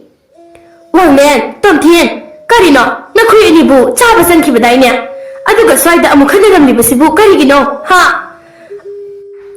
I guess how a Glabadina, Nakui any Kiana Tacharo, Chado Budo, Sajaraga, Kadas and Cruzalo. Macha Anido, Mamana Haribado Illi, Makogi Japam to Pakara Jaraga, Adumak Jankri. Macha ani hek janki baga jinglen bido amubi da wa khara hai ba horaklami amubi ai ngasidi wa khara haike ai gidi kana ga su wa tak to tasin tawna na ba mi leite nangdi ai na kana na te khanduna wa phamase hairibani maharani bema haibiyo apamu khudin ai na to bangam boirabadi mateng tawjage asukui ba matamse lan tawdana inna lebak palakpani adubu Handaki Matang City, Ai, what a bangamtre. Karino Habiribu Wasibu, Maharani Bema Atainati Kukan Pangan Balebakiana, Equigilebaka Sibu, Losinanaba, Lantarukadori. I didn't pin, Ipuro Baladam Labadi, Kariso I him Bakalam the Bayai. Maharani Bema, Kariso can begin, I call me a Lady Basidi. Jinglembi, no pet Doraga. Amubi. Nakoi mayamna aigidamagta lepi adubune mabuk sengdraba phamnaiba kyasu handaki langi sarau sinbada yawi haiba ai khangi aduna ai ichani gi khanbada pukningse leitade yamna karigumba phattanungda thokrabadi isa ani se kamdongna lehogani maharani bema adugumba amalerebadi Rajkumar ani gisu khara saphagadaba mafama mahana yembi ho hayeng kona lephama mukhunglabasu yai Hoi, Nana Haribada Sumi. Adubo I, Lebaxi Bungagiba, Praza Mayamgi, Mama Hibado Ribbon. I know Akiba Powribasi, Maquini he Kankibada, Maquini he Nakigado ribbon. Maquigi Kante, Itaka the Gikali Haidana, I say, Isagita Kanbini Haina, Ukido ribbon. Hanamukte Amubido Wangandre, Jinglim in Haribado, Jumlibani. Anido, Nag Akupa Wari Sanaraga, Jinglim Biso, Magika the Jangli. Nasidi, Masado, Potapam Kandi. Asomdina Kamdari, Ningtau Kabana Luchintuna, Langi Torang Tonenaba, Magilan missing the Haidami. Lanmisa, a popo could I hapo? Nasia Yenshida, Mapamado Yona Saxi. Iningtau, Karisuabigan, live up to Gilani Makoktuga, I could bow Paulazari, ꯃꯈꯣꯏꯁꯨ ꯃꯍꯥꯔꯥꯅꯤ ꯆꯤꯡꯂꯦꯝꯕꯤꯒꯤ ꯃꯥꯡꯗ ꯇꯧꯁꯤꯟꯅꯗꯨꯅ ꯑꯩꯈꯣꯏꯗ ꯂꯥꯟ ꯃꯇꯦꯡ ꯄꯥꯡꯒꯅꯤ ꯍꯥꯏꯅ ꯊꯥꯖꯕ ꯄꯤꯕꯤꯔꯛꯂꯦ ꯑꯗꯨꯒꯤꯁꯨ ꯃꯊꯛꯇ ꯐꯝꯅꯥꯏꯕ ꯑꯌꯥꯝꯕ ꯑꯩꯈꯣꯏꯒꯤ ꯃꯤꯆꯪꯗ ꯂꯦꯞꯂꯦ ꯑꯗꯨꯅ ꯂꯥꯟꯗꯤ ꯑꯩꯈꯣꯏꯅ ꯑꯗꯨꯝ ꯃꯥꯏ ꯄꯥꯛꯂꯦ ꯃꯗꯨꯅꯤ ꯑꯩꯅ ꯄꯥꯝꯕꯁꯨ ꯆꯤꯡꯂꯦꯝꯕꯤꯕꯨ ꯑꯩꯒꯤ 10 ꯁꯨꯕ ꯇꯥꯂꯣꯏ ꯑꯣꯏꯅ ꯂꯧꯁꯤꯟꯒꯅꯤ ꯑꯗꯨꯒ ꯃꯆꯥ ꯑꯅꯤꯗꯨꯁꯨ ꯑꯩꯒꯤ ꯏꯆꯥ ꯑꯣꯏꯅ ꯂꯧꯁꯤꯜꯂꯒ ꯆꯥꯎꯅꯅꯕ ꯌꯣꯛꯂꯒ ꯂꯥꯟ ꯇꯧꯔꯛꯄ ꯃꯇꯝꯗ ꯃꯇꯦꯡ ꯄꯥꯡꯍꯟꯒꯅꯤ ꯃꯁꯤꯅꯤ ꯑꯩꯅ ꯄꯥꯝꯂꯤꯕ 이닝ꯊꯧꯒꯤ ꯑꯄꯥꯝꯕꯗꯨꯃꯛ ꯐꯪꯅꯅꯕ ꯅꯅꯥꯏ ꯑꯩꯈꯣꯏ ꯍꯣꯠꯅꯖꯒꯦ ꯐꯔꯦ ꯅꯈꯣꯏꯁꯨ ꯋꯥꯔꯝꯂꯅꯤ ꯉꯁꯤ ꯑꯍꯤꯡꯁꯤꯃꯗꯤ ꯅꯨꯡꯉꯥꯏꯅ ꯄꯣꯊꯥꯔꯣ ꯑꯗꯨꯒ ꯍꯌꯦꯡꯗꯒꯤ ꯈꯣꯡꯁꯥꯟꯕ ꯍꯧꯔꯁꯤ ꯃꯌꯥꯝꯗꯨꯁꯨ ꯄꯨꯟꯅ ꯍꯣꯏ ꯍꯥꯏꯅ ꯂꯥꯎꯔꯝꯃꯤ ꯑꯗꯨꯒ ꯃꯥꯒꯤ ꯃꯐꯝꯗ ꯆꯠꯅꯈ꯭ꯔꯦ ꯅꯤꯡꯊꯧ ꯈꯥꯕꯗꯤ ꯆꯤꯡꯂꯦꯝꯕꯤ ꯐꯪꯂꯅꯤ ꯈꯟꯕꯗ ꯌꯥꯝꯅ ꯍꯔꯥꯎꯔꯝꯃꯤ ꯑꯗꯨꯒ ꯋꯥꯈꯜ ꯀꯌꯥꯁꯨ ꯈꯜꯂꯝꯃꯤ ꯆꯤꯡꯂꯦꯝꯕꯤ ꯅꯪꯕꯨ ꯑꯩꯒꯤ ꯇꯥꯂꯣꯏ ꯑꯣꯏꯅ ꯂꯧꯁꯤꯟꯕ ꯍꯥꯏꯕꯁꯤ ꯑꯩꯒꯤ ꯂꯦꯡꯗꯕ ꯋꯥꯁꯛꯅꯤ ꯅꯪꯕꯨ ꯐꯪꯍꯧꯗꯕꯒꯤ ꯃꯩꯆꯥꯛꯅ ꯉꯁꯤꯗꯤ ꯅꯪꯒꯤ ꯂꯩꯕꯥꯛ ꯇꯨꯝꯒꯗꯧꯔꯦ ꯅꯤꯡꯊꯧ ꯈꯥꯕꯁꯤ ꯅꯨꯄꯤ ꯑꯉꯥꯡꯗ ꯃꯤꯇꯥꯕ ꯌꯥꯝꯅ ꯐꯠꯇꯕ ꯅꯤꯡꯊꯧꯅꯤ ꯃꯥꯅꯕꯨ ꯄꯥꯝꯈ꯭ꯔꯕꯗꯤ ꯃꯋꯥ ꯃꯄꯨꯔꯣꯏꯕ ꯂꯩꯕ ꯃꯤ ꯑꯣꯏꯔꯕꯁꯨ ꯃꯨꯟꯗꯨꯅ ꯂꯧꯕ ꯉꯝꯃꯤ ꯄ꯭ꯔꯖꯥ ꯃꯌꯥꯝꯅ ꯃꯥꯕꯨ ꯅꯨꯡꯁꯤꯗꯦ ꯑꯗꯨꯕꯨ ꯌꯥꯝꯅꯗꯤ ꯀꯤꯅꯩ ꯃꯊꯪꯒꯤ ꯑꯌꯨꯛ ꯑꯉꯟꯕ ꯑꯗꯨꯗ ꯈꯥꯕꯒ ꯃꯥꯒꯤ ꯌꯥꯝꯂꯕ ꯂꯥꯟꯃꯤ ꯃꯌꯥꯝꯒ ꯆꯤꯡꯂꯦꯝꯕꯤꯒꯤ ꯂꯩꯕꯥꯛ ꯇꯝꯅ ꯂꯥꯟꯗꯥꯕ ꯂꯥꯛꯂꯦ ꯄꯥꯎꯁꯤ ꯆꯤꯡꯂꯦꯝꯕꯤꯁꯨ ꯇꯥꯔꯦ ꯑꯗꯨꯅ ꯃꯥꯁꯨ ꯃꯥꯒꯤ ꯂꯥꯟꯃꯤ ꯃꯌꯥꯝꯒ ꯂꯥꯟꯊꯦꯡꯅꯅꯕ ꯆꯠꯅꯕ ꯁꯦꯝ ꯁꯥꯔꯝꯃꯤ ꯏꯃꯥꯒꯤ ꯁꯅꯥ ꯅꯈꯣꯏ ꯑꯅꯤ ꯅꯅꯦ ꯑꯃꯨꯕꯤꯒ ꯅꯤꯡꯊꯤꯅ ꯂꯩꯔꯝꯃꯨ ꯏꯃꯥꯅ ꯂꯥꯛꯇ꯭ꯔꯤꯕ ꯐꯥꯎꯕ ꯅꯈꯣꯏ ꯑꯅꯤ ꯃꯐꯝꯁꯤꯗꯒꯤ ꯑꯇꯩ ꯃꯐꯝꯗ ꯀꯔꯤꯁꯨ ꯆꯠꯊꯣꯛꯂꯝꯒꯅꯨꯀꯣ ꯏꯃꯥꯁꯤ ꯑꯩꯁꯨ ꯂꯥꯛꯀꯦ ꯇꯣꯝꯊꯤꯟ ꯅꯪ ꯏꯃꯥꯅ ꯍꯥꯏꯕꯁꯤ ꯌꯥꯎ ꯅꯪꯗꯤ ꯅꯌꯥꯝꯕꯗꯒꯤꯁꯨ ꯍꯦꯟꯅ ꯁꯤꯡꯕꯅꯤ ꯑꯗꯨꯅ ꯅꯈꯣꯏ ꯑꯅꯤ ꯈꯠꯅꯗꯅ ꯅꯨꯡꯁꯤꯅꯅ ꯂꯩꯔꯝꯃꯨ ꯏꯃꯥ ꯀꯨꯏꯔꯛꯂꯣꯏ ꯑꯊꯨꯕꯗ ꯃꯐꯝ ꯑꯁꯤꯗ ꯂꯥꯛꯅꯅꯕ ꯍꯣꯠꯅꯒꯦ ꯏꯃꯥꯁꯤ ꯅꯪ ꯑꯩꯈꯣꯏꯒꯤ ꯅꯥꯛꯇ ꯑꯃꯨꯛꯀ ꯂꯥꯛꯈꯨꯀꯣ ꯃꯁꯥꯒꯤ ꯋꯥꯍꯩ ꯑꯁꯤꯗ ꯃꯃꯥ ꯑꯣꯏꯕꯤ ꯃꯥꯗꯤ ꯃꯄꯨꯛꯅꯤꯡ ꯌꯥꯝꯅ ꯅꯨꯡꯁꯤꯔꯝꯃꯤ ꯃꯆꯥ ꯑꯅꯤꯕꯨ ꯑꯔꯣꯏꯕ ꯑꯣꯏꯅ ꯑꯃꯨꯛꯇꯪ ꯌꯦꯡꯂꯝꯂꯒ ꯊꯣꯛꯈ꯭ꯔꯦ ꯑꯃꯨꯕꯤꯅ ꯑꯉꯥꯡ ꯑꯅꯤꯗꯨꯕꯨ ꯆꯤꯡꯂꯦꯝꯕꯤꯒꯤ ꯀꯥꯗ ꯂꯩꯕ ꯑꯔꯣꯟꯕ ꯂꯝꯕꯤꯗꯨꯗ ꯄꯨꯁꯤꯜꯂꯒ ꯃꯈꯣꯏ ꯑꯍꯨꯝ ꯂꯣꯠꯂꯝꯃꯤ ꯁꯣꯝꯗꯅ ꯂꯥꯟꯐꯝ ꯑꯗꯨꯗ ꯂꯥꯟ ꯀꯟꯅ ꯁꯣꯛꯅꯔꯤ ꯆꯤꯡꯂꯦꯝꯕꯤꯒꯤ ꯂꯥꯟꯃꯤ ꯑꯌꯥꯝꯕ ꯁꯤꯕ ꯁꯣꯛꯄꯅ ꯑꯁꯨꯝ ꯃꯌꯦꯡ ꯇꯥꯁꯤꯜꯂꯛꯂꯤ ꯅꯤꯡꯊꯧ ꯈꯥꯕꯗꯤ ꯃꯁꯤ ꯎꯕꯗ ꯍꯔꯥꯎ ꯃꯊꯣꯏ ꯀꯥꯔꯝꯃꯤ ꯆꯤꯡꯂꯦꯝꯕꯤꯁꯨ ꯅꯨꯄꯤ ꯑꯣꯏꯖꯔꯕꯁꯨ ꯂꯥꯟꯐꯝ ꯑꯁꯤꯗ ꯃꯥꯒꯤ ꯑꯣꯏꯕ ꯊꯧꯅꯥ ꯂꯤꯡꯖꯦꯜ ꯄꯨꯊꯣꯛꯇꯨꯅ ꯃꯥꯌꯣꯛꯅꯖꯩ ꯆꯤꯡꯂꯦꯝꯕꯤ ꯅꯪꯕꯨ ꯇꯣꯛꯂꯣ ꯅꯊꯟꯇꯒ ꯃꯌꯥꯝꯁꯤꯒ ꯀꯝꯗꯧꯅ ꯂꯥꯟꯊꯦꯡꯅꯒꯦ ꯍꯥꯏꯔꯤꯕꯅꯣ ꯑꯗꯨꯒꯤ ꯁꯔꯨꯛ ꯏꯂꯦꯝ ꯂꯦꯝꯅ ꯑꯩꯒꯤ ꯇꯥꯂꯣꯏꯁꯤꯡꯗ ꯆꯟꯗꯨꯅ ꯅꯨꯡꯉꯥꯏꯅ ꯂꯩꯖꯧ ꯅꯪꯒꯤ ꯑꯄꯥꯝꯕ ꯈꯨꯗꯤꯡ ꯑꯩꯅ ꯄꯤꯒꯅꯤ ꯆꯥꯅꯤꯡꯕꯇ ꯆꯥꯖꯧ ꯑꯩꯒꯤ ꯂꯩꯕꯥꯛꯇ ꯅꯪꯅ ꯍꯥꯏꯔꯨꯝꯅ ꯄꯥꯟꯖꯧꯅꯦ ꯄꯪꯒꯅꯨꯅꯦ ꯑꯩꯅ ꯍꯤꯡꯂꯤꯕ ꯃꯈꯩꯗꯤ ꯅꯪꯒꯤ ꯅꯈꯥꯄꯣꯟꯅ ꯂꯩꯕ ꯍꯥꯏꯕꯗꯨꯗꯤ ꯑꯣꯏꯊꯣꯛꯇꯕꯅꯤ ꯑꯩꯅ ꯉꯝꯂꯤꯕ ꯃꯈꯩ ꯍꯣꯠꯅꯗꯨꯅ ꯏꯔꯩꯄꯥꯛꯄꯨ ꯀꯟꯅꯅꯕ ꯍꯣꯠꯅꯒꯅꯤ ꯉꯝꯗ꯭ꯔꯒꯅ ꯊꯋꯥꯏ ꯊꯥꯗꯣꯛꯀꯅꯤ ꯅꯪꯕꯨ ꯅꯪꯒꯤ ꯄꯤꯛꯂꯤꯕ ꯅꯆꯥ ꯑꯅꯤꯗꯨꯒꯤ ꯀꯔꯤꯃꯇ ꯈꯟꯗ꯭ꯔꯕꯔꯣ ꯃꯄꯥꯁꯨ ꯂꯩꯕ ꯅꯠꯇꯦ ꯅꯪꯁꯨ ꯂꯩꯇ꯭ꯔꯕꯗꯤ ꯅꯆꯥ ꯑꯅꯤꯗꯣ ꯂꯝꯖꯥ ꯁꯔꯥ ꯑꯣꯏꯗꯨꯅ ꯃꯄꯨꯟꯁꯤ ꯂꯦꯜꯍꯧꯒꯅꯤ ꯑꯗꯨ ꯅꯠꯇ꯭ꯔꯒꯅ ꯑꯩꯅ ꯊꯦꯡꯅꯕ ꯃꯐꯝꯗ ꯈꯨꯗꯛꯇ ꯃꯈꯣꯏ ꯑꯅꯤꯒꯤ ꯊꯋꯥꯏ ꯂꯧꯒꯅꯤ ꯉꯁꯥꯏ ꯃꯈꯩ ꯀꯩꯁꯨ ꯈꯜꯂꯝꯗꯕ ꯆꯤꯡꯂꯦꯝꯕꯤꯗꯣ ꯃꯆꯥ ꯑꯅꯤꯒꯤ ꯋꯥꯐꯝ ꯄꯨꯁꯤꯜꯂꯛꯄꯗ ꯃꯁꯥꯗꯨ ꯀꯩꯅꯣꯝꯃ ꯇꯧꯔꯕꯅꯤ ꯑꯗꯨꯕꯨ ꯃꯥꯅ ꯑꯁꯣꯟꯕ ꯎꯠꯂꯕꯗꯤ ꯈꯥꯕꯅ ꯑꯆꯦꯡꯕ ꯇꯥꯟꯖꯥ ꯂꯧꯈꯤꯅꯤ ꯈꯟꯕꯅ ꯊꯧꯅꯥ ꯐꯅ ꯍꯥꯏꯔꯛꯏ ꯑꯩꯒꯤ ꯏꯆꯥ ꯑꯅꯤꯗꯤ ꯅꯤꯡꯊꯧꯒꯤ ꯏꯅꯤ ꯑꯗꯨꯅ ꯅꯪ ꯑꯃꯒ ꯏꯆꯥꯒ ꯄꯥꯟꯅꯕ ꯍꯥꯏꯕꯗꯨꯗꯤ ꯅꯪ ꯁꯣꯏꯗꯅ ꯃꯥꯏꯊꯤꯒꯅꯤ ꯄꯤꯛꯂꯕꯁꯨ ꯏꯆꯥ ꯑꯅꯤꯗꯣ ꯅꯨꯄꯥꯅꯤ ꯑꯗꯨꯅ ꯅꯪ ꯋꯥ ꯉꯥꯡꯕꯗ ꯈꯔ ꯈꯜꯂꯨ ꯅꯤꯡꯊꯧ ꯈꯥꯕꯗꯣ ꯍꯟꯗꯛꯇꯤ ꯅꯣꯛꯂꯝꯃꯤ ꯑꯗꯨꯒ ꯑꯁꯥꯎꯕ ꯃꯥꯏꯊꯣꯡꯗ ꯋꯥ ꯉꯥꯡꯉꯤ ꯀꯔꯤ ꯍꯥꯏꯕ ꯑꯩꯕꯨ ꯀꯩꯁꯨ ꯂꯩꯇꯅ ꯎꯕ ꯐꯩ ꯉꯁꯤꯗꯤ ꯈꯥꯕ ꯀꯅꯥꯅꯣ ꯍꯥꯏꯕꯗꯣ ꯅꯪ ꯃꯁꯛ ꯃꯨꯟꯅ ꯈꯪꯂꯒꯅꯤ ꯍꯥꯏ ꯂꯥꯟꯃꯤꯁꯥ ꯅꯨꯄꯤꯁꯦ ꯐꯥꯖꯤꯜꯂꯨ ꯂꯥꯟꯃꯤꯁꯤꯡ ꯑꯗꯨꯁꯨ ꯆꯤꯡꯂꯦꯝꯕꯤꯅ ꯂꯩꯕ ꯃꯐꯝ ꯇꯝꯅ ꯂꯣꯏꯅ ꯆꯦꯟꯁꯤꯜꯂꯤ ꯆꯤꯡꯂꯦꯝꯕꯤꯁꯨ ꯃꯃꯥꯏ ꯂꯩꯗꯨꯅ ꯀꯣꯅꯨꯡꯂꯣꯝꯗ ꯆꯦꯟꯁꯤꯜꯂꯤ ꯅꯨꯄꯥꯁꯤꯡ ꯑꯗꯨꯁꯨ ꯃꯥꯒꯤ ꯇꯨꯡ ꯑꯗꯨꯝ ꯏꯟꯅꯩ ꯆꯤꯡꯂꯦꯝꯕꯤꯅ ꯃꯥꯒꯤ ꯀꯥꯗ ꯌꯥꯝ ꯊꯨꯅ ꯆꯪꯂꯒ ꯊꯣꯡꯖꯥꯎꯗꯣ ꯍꯥꯊꯨ ꯍꯥꯊꯨ ꯇꯧꯗꯨꯅ ꯂꯣꯟꯁꯤꯜꯂꯤ ꯑꯗꯨꯒ ꯑꯔꯣꯟꯕ ꯂꯝꯕꯤ ꯂꯩꯕ ꯑꯗꯣꯝꯗ ꯃꯥꯁꯨ ꯀꯨꯝꯊꯔꯛꯂꯤ ꯉꯁꯥꯏ ꯃꯈꯩ ꯃꯥꯕꯨ ꯂꯥꯛꯄ ꯉꯥꯏꯔꯝꯕ ꯑꯍꯨꯝꯗꯨꯁꯨ ꯐꯨꯛ ꯐꯨꯛ ꯍꯧꯒꯠꯂꯤ ꯃꯍꯥꯔꯥꯅꯤ ꯏꯕꯦꯝꯃ ꯀꯔꯤ ꯄꯥꯎ ꯂꯩꯔꯦ ꯑꯁꯨꯛꯇ ꯍꯥꯟꯅ ꯆꯦꯜꯂꯛꯄꯗꯤ ꯑꯃꯨꯕꯤ ꯅꯪ ꯇꯨꯝꯊꯤꯟꯕ ꯄꯣꯠꯁꯤꯜꯂꯨ ꯑꯩꯅ ꯋꯥꯡꯅꯤꯡꯕ ꯄꯣꯒꯦ ꯑꯗꯨꯒ ꯃꯐꯝ ꯑꯁꯤꯗꯒꯤ ꯌꯥꯝꯅ ꯊꯨꯅ ꯆꯠꯁꯤ ꯉꯥꯏꯍꯥꯛ ꯂꯩꯔꯕꯗꯤ ꯃꯈꯣꯏ ꯁꯣꯏꯗꯅ ꯃꯐꯝ ꯑꯁꯤ ꯈꯪꯗꯨꯅ ꯊꯤꯕ ꯍꯧꯔꯛꯂꯒꯅꯤ ꯑꯃꯨꯕꯤꯁꯨ ꯋꯥ ꯃꯈꯥ ꯇꯥꯗ꯭ꯔꯤ ꯆꯤꯡꯂꯦꯝꯕꯤꯅ ꯍꯥꯏꯔꯤꯕ ꯑꯗꯨꯃꯛ ꯇꯧꯔꯤ ꯃꯈꯣꯏ ꯃꯔꯤ ꯃꯐꯝ ꯑꯗꯨ ꯊꯥꯗꯣꯛꯇꯨꯅ ꯆꯦꯜꯂꯛꯂꯤ ꯁꯣꯝꯗꯅ ꯆꯤꯡꯂꯦꯝꯕꯤꯒꯤ ꯑꯔꯣꯟꯕ ꯂꯝꯕꯤꯗꯨ ꯈꯪꯂꯤ ꯑꯗꯨꯅ ꯂꯥꯟꯃꯤ ꯈꯔ ꯇꯥꯟꯅꯔꯛꯂꯤ ꯍꯩ ꯅꯈꯣꯏꯅ ꯁꯣꯝꯗ ꯆꯠꯂꯣ ꯂꯝꯕꯤ ꯁꯦꯅꯤ ꯐꯥꯏ ꯑꯩꯈꯣꯏꯅ ꯁꯣꯝꯗ ꯊꯤꯔꯛꯂꯒꯦ ꯍꯣꯏ ꯆꯠꯂꯒꯦ ꯑꯁꯨꯝꯅ ꯀꯥꯡꯂꯨꯞ ꯑꯅꯤ ꯔꯤꯄꯤꯠ ꯑꯁꯨꯝꯅ ꯀꯥꯡꯂꯨꯞ ꯑꯅꯤ ꯈꯥꯏꯗꯣꯛꯂꯒ ꯆꯤꯡꯂꯦꯝꯕꯤꯕꯨ ꯊꯤꯕ ꯍꯧꯔꯛꯂꯤ ꯑꯗꯨꯕꯨ ꯃꯈꯣꯏꯅ ꯈꯔ ꯊꯦꯡꯈꯤꯕꯅ ꯊꯤꯕ ꯐꯪꯗ꯭ꯔꯦ ꯆꯤꯡꯂꯦꯝꯕꯤ ꯍꯣꯏꯁꯨ ꯎꯃꯪ ꯑꯃꯗ ꯐꯥꯎꯗꯣꯔꯛꯂꯤ ꯑꯗꯨꯒ ꯇꯞꯅ ꯆꯠꯄ ꯍꯧꯔꯝꯃꯤ ꯑꯃꯨꯕꯤ ꯑꯩꯅ ꯀꯔꯤꯒꯨꯝꯕ ꯐꯠꯇ ꯅꯨꯡꯗ ꯊꯣꯛꯈ꯭ꯔꯕꯗꯤ ꯅꯪ ꯏꯆꯥ ꯑꯅꯤꯕꯨ ꯆꯥꯎꯅꯅꯕꯗꯤ ꯌꯣꯛꯄꯤꯔꯛꯎꯀꯣ ꯃꯍꯥꯔꯥꯅꯤ ꯏꯕꯦꯝꯃ ꯑꯗꯨꯒꯨꯝꯕ ꯋꯥ ꯍꯥꯏꯕꯤꯒꯅꯨ ꯅꯅꯥꯏꯗꯤ ꯑꯄꯪꯕꯤꯅꯤ ꯑꯩꯅ ꯔꯥꯖꯀꯨꯃꯥꯔ ꯑꯅꯤꯕꯨ ꯌꯣꯛꯄꯗ ꯑꯁꯣꯏꯕ ꯀꯌꯥ ꯂꯩꯒꯅꯤ ꯑꯗꯨꯅ ꯃꯍꯥꯔꯥꯅꯤꯅ ꯌꯣꯛꯄꯤꯌꯨ ꯃꯍꯥꯔꯥꯅꯤꯗ ꯇꯥꯒꯗꯕ ꯑꯋꯥꯕ ꯗꯁꯥ ꯄꯨꯝꯕ ꯑꯩꯉꯣꯟꯗ ꯇꯥꯕ ꯑꯣꯏꯁꯅꯨ ꯑꯅꯤꯗꯨꯁꯨ ꯋꯥꯔꯤ ꯁꯥꯟꯅ ꯁꯥꯟꯅꯅ ꯂꯥꯛꯄꯅ ꯎꯃꯪ ꯑꯗꯨꯒꯤ ꯃꯌꯥꯏꯗ ꯌꯧꯁꯤꯜꯂꯛꯂꯤ ꯃꯈꯣꯏꯅꯗꯤ ꯇꯨꯡꯗ ꯀꯅꯥꯁꯨ ꯏꯟꯅꯔꯛꯇꯦ ꯍꯥꯏꯅ ꯏꯀꯣꯝ ꯀꯣꯝꯊꯣꯛꯂꯨꯕꯅꯤ ꯑꯗꯨꯕꯨ ꯃꯈꯣꯏꯒꯤ ꯇꯨꯡꯗ ꯅꯨꯄꯥ ꯈꯔ ꯇꯨꯃꯤꯟꯅ ꯏꯟꯅꯗꯨꯅ ꯂꯥꯛꯄꯗꯨ ꯑꯃꯨꯕꯤꯅ ꯍꯦꯛ ꯎꯔꯨꯔꯦ ꯃꯍꯥꯔꯥꯅꯤ ꯏꯕꯦꯝꯃ ꯈꯔ ꯌꯥꯡꯅ ꯆꯠꯁꯤ ꯑꯩꯈꯣꯏꯒꯤ ꯇꯨꯡꯗ ꯂꯥꯟꯃꯤ ꯀꯌꯥ ꯏꯟꯅꯔꯛꯂꯦ ꯈꯨꯗꯣꯡꯊꯤꯕ ꯊꯣꯛꯇ꯭ꯔꯤꯉꯩ ꯃꯐꯝꯁꯤꯒꯤ ꯈꯔ ꯈꯨꯗꯣꯡꯆꯥꯕ ꯃꯐꯝ ꯑꯃꯗ ꯊꯨꯞꯇꯨꯅ ꯂꯩꯁꯤ ꯆꯤꯡꯂꯦꯝꯕꯤꯁꯨ ꯌꯦꯡꯊꯣꯛꯂꯨꯕꯅꯤ ꯑꯗꯨꯕꯨ ꯑꯃꯨꯕꯤꯅ ꯍꯥꯏꯒꯨꯝꯗꯅ ꯂꯥꯟꯃꯤ ꯈꯔꯅ ꯃꯣꯏꯒꯤ ꯇꯨꯡ ꯏꯟꯅꯔꯛꯂꯤꯕꯗꯨ ꯍꯦꯛ ꯎꯕꯒ ꯃꯆꯥ ꯑꯅꯤꯕꯨ ꯃꯈꯨꯠ ꯆꯦꯠꯅ ꯄꯥꯏꯗꯨꯅ ꯆꯠꯄ ꯍꯧꯔꯝꯃꯤ ꯂꯥꯟꯃꯤꯁꯥ ꯑꯥꯗ ꯆꯠꯂꯤꯕꯁꯤꯅꯤ ꯈꯔ ꯊꯨꯅ ꯆꯠꯁꯤ ꯃꯈꯣꯏꯕꯨ ꯍꯦꯛ ꯐꯥꯔꯕ ꯏꯅꯤꯡꯊꯧꯅ ꯑꯩꯈꯣꯏꯒꯤ ꯁꯅꯥ ꯂꯨꯄꯥ ꯀꯌꯥ ꯄꯤꯗꯣꯔꯤꯕꯅꯤꯅꯦ ꯂꯨꯆꯤꯡ ꯄꯨꯔꯦꯜ ꯃꯁꯤꯒꯤ ꯈꯨꯗꯣꯡꯆꯥꯕꯁꯦ ꯑꯩꯈꯣꯏ ꯃꯥꯡꯗꯅꯕ ꯍꯣꯠꯅꯁꯤ ꯃꯈꯣꯏ ꯂꯥꯛꯃꯤꯟꯅꯔꯤꯕ ꯃꯌꯥꯝ ꯑꯗꯨ ꯁꯅꯥ ꯂꯨꯄꯥ ꯐꯪꯗꯧꯔꯦ ꯍꯥꯏꯕꯒꯤ ꯑꯁꯥꯗ ꯌꯥꯝꯅ ꯍꯔꯥꯎꯅꯔꯝꯃꯤ ꯑꯁꯨꯝꯅ ꯑꯁꯨꯝ ꯆꯠꯄꯅ ꯃꯈꯣꯏꯅ ꯆꯤꯡꯂꯦꯝꯕꯤ ꯍꯣꯏꯒꯤ ꯅꯥꯛꯇ ꯌꯧꯁꯤꯟꯕꯗꯨ ꯀꯨꯏꯍꯧꯗꯦ ꯍꯣꯏ ꯉꯥꯏꯈꯣ ꯅꯈꯣꯏꯅ ꯐꯅ ꯆꯠꯂꯕꯁꯨ ꯑꯩꯈꯣꯏꯗꯒꯤ ꯅꯥꯟꯊꯣꯛꯄ ꯉꯝꯗꯧꯕ ꯅꯠꯇꯦ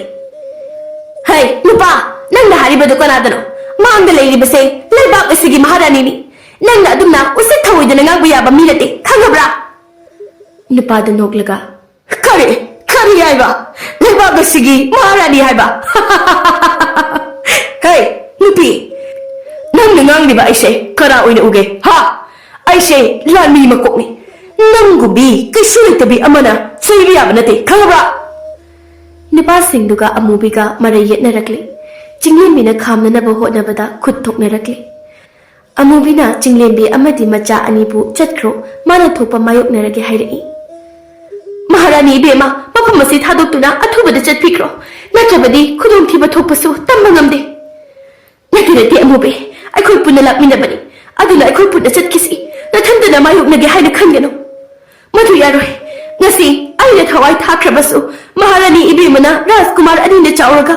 ꯐꯠꯇ꯭ꯔꯕ ꯅꯤꯡꯊꯧ ꯑꯅꯤꯁꯤꯒꯤ ꯃꯊꯛꯇ ꯂꯥꯟ ꯇꯧꯗꯨꯅ ꯃꯥꯡꯈ꯭ꯔꯕ ꯂꯩꯕꯥꯛ ꯑꯁꯤꯕꯨ ꯀꯟꯕꯤꯔꯛꯎ ꯃꯍꯥꯔꯥꯅꯤ ꯆꯤꯡꯂꯦꯝꯕꯤꯅ ꯐꯅ ꯍꯥꯏꯗꯨꯅꯁꯨ ꯑꯃꯨꯕꯤꯅ ꯌꯥꯗ꯭ꯔꯦ ꯑꯗꯨꯅ ꯀꯣꯟꯅ ꯊꯪꯗ ꯋꯥꯡꯂꯦꯟ ꯑꯃꯗꯤ ꯇꯣꯝꯊꯤꯟ ꯑꯅꯤꯕꯨ ꯃꯥꯒꯤ ꯃꯥꯡꯗ ꯆꯠꯍꯜꯂꯤ ꯑꯗꯨꯒ ꯇꯨꯡꯗ ꯏꯟꯅꯔꯛꯄ ꯅꯨꯄꯥ ꯈꯔꯗꯨꯒ ꯈꯨꯠ ꯊꯣꯛꯅꯗꯨꯅ ꯂꯥꯛꯂꯝꯃꯤ ꯑꯃꯨꯕꯤꯁꯨ ꯃꯐꯝ ꯑꯗꯨꯗ ꯊꯋꯥꯏ ꯊꯥꯈ꯭ꯔꯦ ꯆꯤꯡꯂꯦꯝꯕꯤꯁꯨ ꯃꯆꯥ ꯑꯅꯤꯕꯨ ꯄꯨꯗꯨꯅ ꯅꯥꯔꯛ ꯑꯃꯗ ꯆꯦꯟꯁꯤꯟꯈ꯭ꯔꯦ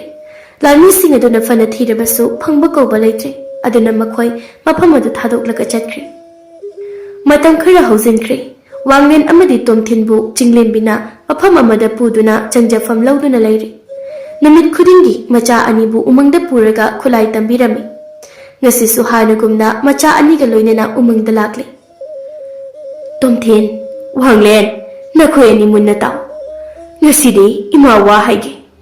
ꯑꯩꯈꯣꯏꯅ ꯃꯐꯝ ꯑꯁꯤꯗ ꯁꯛ ꯂꯣꯠꯇꯨꯅ ꯆꯪꯖꯐꯝ ꯂꯧꯗꯨꯅ ꯂꯩꯔꯛꯂꯤꯕꯁꯦ ꯐꯅ ꯀꯨꯏꯔꯦ ꯏꯃꯥꯅ ꯉꯁꯤ ꯐꯥꯎꯕ ꯃꯐꯝ ꯑꯁꯤꯗ ꯑꯋꯥ ꯑꯅꯥ ꯊꯤꯗꯅ ꯂꯩꯔꯛꯂꯤꯕꯁꯦ ꯅꯈꯣꯏ ꯑꯅꯤꯒꯤ ꯈꯜꯂꯒꯅꯤ ꯉꯁꯤ ꯍꯥꯏꯕ ꯅꯨꯃꯤꯠ ꯑꯁꯤꯗꯒꯤ ꯑꯩꯅ ꯅꯈꯣꯏ ꯑꯅꯤꯕꯨ ꯆꯥꯡꯌꯦꯡ ꯈꯔ ꯇꯧꯒꯅꯤ ꯑꯩꯒꯤ ꯆꯥꯡꯌꯦꯡ ꯑꯁꯤꯗ ꯃꯥꯏ ꯄꯥꯛꯂꯕ ꯏꯆꯥ ꯑꯗꯨꯅ ꯑꯩꯕꯨ ꯀꯌꯥꯃꯨꯛ ꯌꯥꯝꯅ ꯅꯨꯡꯁꯤ ꯍꯥꯏꯕꯗꯨ ꯈꯪꯒꯗꯧꯔꯤꯕꯅꯤ ꯏꯃꯥꯁꯤ ꯀꯔꯝꯕ ꯆꯥꯡꯌꯦꯡꯅꯣ ꯅꯆꯥ ꯑꯩꯈꯣꯏꯗ ꯁꯤꯟꯅꯗꯧꯔꯤꯕꯁꯦ 이마기 왕겐 아따이 장eng nattedo nakoisu hojikti khulagi niyom ayamba loina haire haina khale aduna matam kuinadagi aikhoigi ireibak ado mina paisinduna nungaina maning makha tamduna pankre masibu kuknanaba amadi hanagumna aikhoina lebak adu leinanaba ningthau khabagi mayokta lan hogadabani lan asida khababu hingna phaba natraga hatpa ngamba mida aina ningthaugi singhasan piduna lebak ningthau ohengani masi aigi lindriba wasakni imasi ge wasak ngangnaba nacha anina soidana hotnajagani hojikte khusu sauri imagi apamu khuding piba ngamnana bukhanaragi tumthin ngasi nayambaga yiknaba amada karamna lan mayuknagani haibadugi niyomdo imagi mangda uhalu. Phagani masi. Imasigi apambado nasasina uchagi. Yambong thangpaibiru nanawga langi mayuknasi. Hoi tausi nangsu khulai chitna pai. Anido thang amamam paiduna mayuknai. Phana kuina mayuknai amana amabu maithiba piba ngamde. Macha anigi haithoi singthoibadu ubada mamadu yamna penjarami. Yare yare ima pe. Isa anigi haithoi singthoibasi ubada ima pe. Athubada lan tawunaba thorang to. Imasi akhogidi lan miyamatasu leibanate. Kambang lan tawgani. Pangano nakhogi narok singtana lan tawgadabani.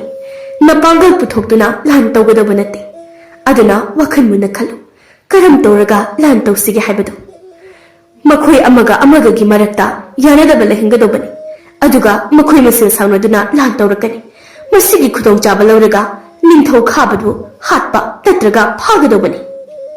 Asumna macha anida pautak kaya pirami. Numit kharani leiraga Rajkumar anido watanarami.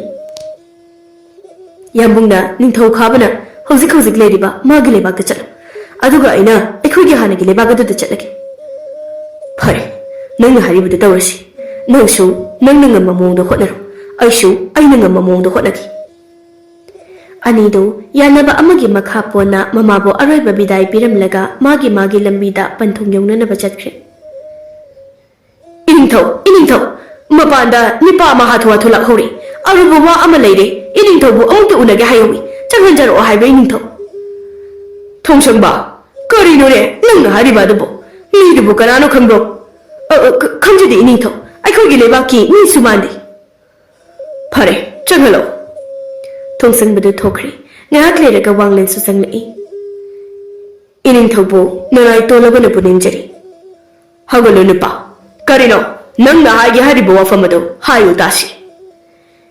iningthaubu ningthau pamhaibana hatlana bahaiduna langi thorang tawba loikre aduna athubada iningthausu lan mayokna narba thorang tawbiro kari haiba aigi ithakta pamhaibana lan tawgadori haiba nangna wafamasi kamdona tarakpano iningthau munai lebagadуда leizaba praja amana phamnaiba mayamna lambi chatpada wari sanabada tahobani aina asingba ama khanglage haiduna ningthaugi konungda nongma changjar madudasu adumak taraki aduna wari ase iningthauga tamdaba yadi haiduna lakjabani hai nupa nangi wasi tabada ai pere nangbu aigi icha nupi tamphamaniga luhongduna awung chawna unduna nungai lehengani nang hoji kari pami hai nang kari pami iningthau nanaine pamjabadi ningthau pamhaibana phamiba singasana du pamjai ningthau khaba noklaga pigani aina shodra pigani singasandante lebak tugi nangbu ningthau ohingani aina somdasu wanglena haibagumna tomthinasu pamhaibada chapmanana hairami nupa macha nangi wasi arubani aduna aikhoisu athubada lan tonunaba semsasi nangna wafamasi khangalakpagi damakta aina nangi apamba soidra pigani hai nang kari pami iningthau khabana hoji phawliba singasanado ifamda sinabiyu pamhaiba noklaga pigani lebak ningthau ohenduna aigi punsigi marup oina nungaina leiminasi asumna wa haijinbadagi lebak anido athubada lan soknarami asingba achumba khangda mina haiba wada thazarubana maikei animakki miyoi loina sire ningthau pamhaibasu khabana hatlami matang chana muchimanaw anidusu khababu hale khangba abang manangna aikhoibu otkibaga mahai ngasidi nang phanglidra imasina wakiba pumba ngasidagi koknani yambo mafamasi thatoktuna chalasi aikhoisu imagi nakta chatlaga imabu lawrurasi hoi chatsi Rajkumar anidu mamabu lawruduna makhoigi hanagi marai bakaduda halakle praja mayamsu makhoibu ubada aduki matik yamna haraurami ima pele isa pokchabagi mahai yale imagi changyengda icha animang mai pakle aduna ningthaudi wanglen nahagna oiro aduga ningthaugi ngamthangna nanaw tomthinbu ohelagi imasi nacha wafam muta haijagi lebagasigi ningthaudi inaw tomthinbu ohenbiu aduga aidi khabagi macha tamphamaniga luhongduna lebaga dugi ningthau oina paluragi ꯃꯆꯥꯒꯤ ꯋꯥꯐꯝ ꯑꯗꯨ ꯆꯤꯡꯂꯦꯝꯕꯤꯅꯁꯨ ꯌꯥꯔꯤ ꯑꯁꯨꯝꯅ ꯋꯥꯡꯂꯦꯟꯁꯨ ꯇꯝꯐꯥꯃꯅꯤꯒ ꯂꯨꯍꯣꯡꯗꯨꯅ ꯅꯤꯡꯊꯧ ꯑꯣꯏꯗꯨꯅ ꯂꯩꯕꯥꯛ ꯉꯥꯛꯈ꯭ꯔꯦ ꯑꯗꯨꯒ ꯇꯣꯝꯊꯤꯟꯁꯨ ꯅꯤꯡꯊꯧ ꯑꯣꯏꯗꯨꯅ ꯃꯃꯥꯒꯤ ꯁꯦꯕꯥ ꯇꯧꯖꯗꯨꯅ ꯅꯨꯡꯉꯥꯏꯅ ꯄꯥꯟꯈꯤ